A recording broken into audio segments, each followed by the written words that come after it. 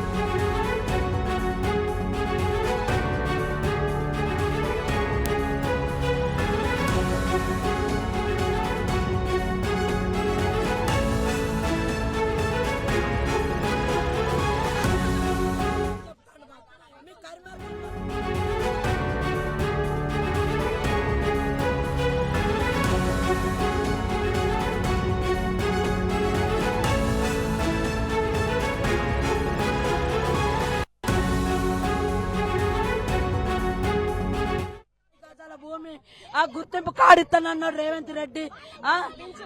సోనియమ్మ కూడా చెప్పింది. ఎందుకు చేస్తలేడు? అమలు చేయాలని పోరాడతాం. మమ్మల్ని భర్తలు కూడా పట్టించుకోలేదు, మా పిల్లలు కూడా పట్టించుకోలేదు. మేము ఉత్సవతారమైన రేవంత్ రెడ్డికి వెళ్తారు, సోనియమ్మ గెలవాలని మేము కట్టుకత్తలు కట్టి కేసీఆర్ ని ఓడించి మేము సోనియమ్మ గెలవాలి, ఇందిరమ్మ గెలవాలి. మేము పోరాటం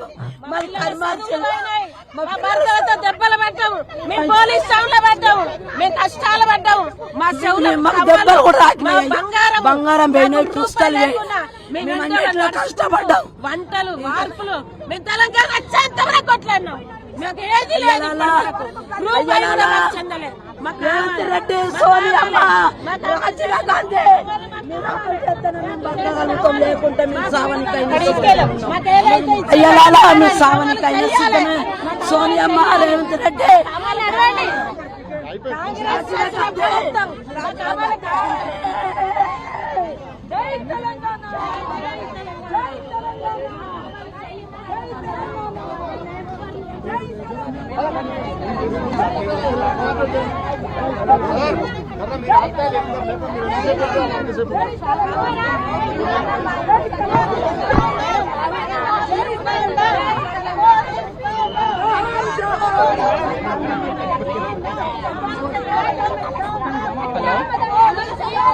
हेलो,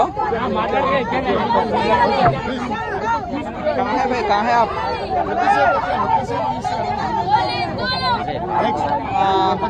1 मिनट ठहरिए ना जरा.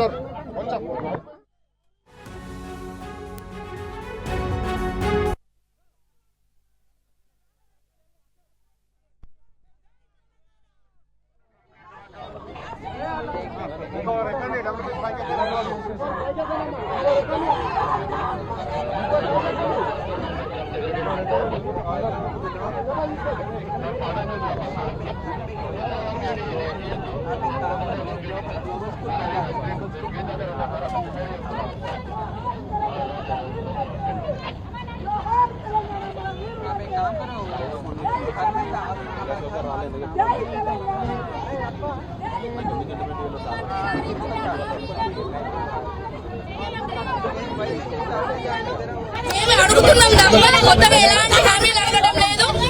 హామీలు ఇచ్చిన 250 గజాల స్థలం ఉద్యమకారులకు కేటాయించాలి. దయచేసి రేవంత్ రెడ్డి ముఖ్యమంత్రి గారికి మేము రిక్వెస్ట్ చేస్తున్నాం.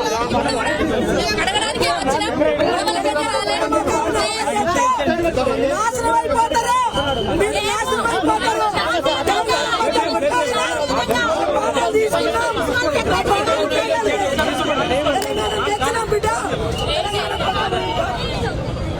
Hey,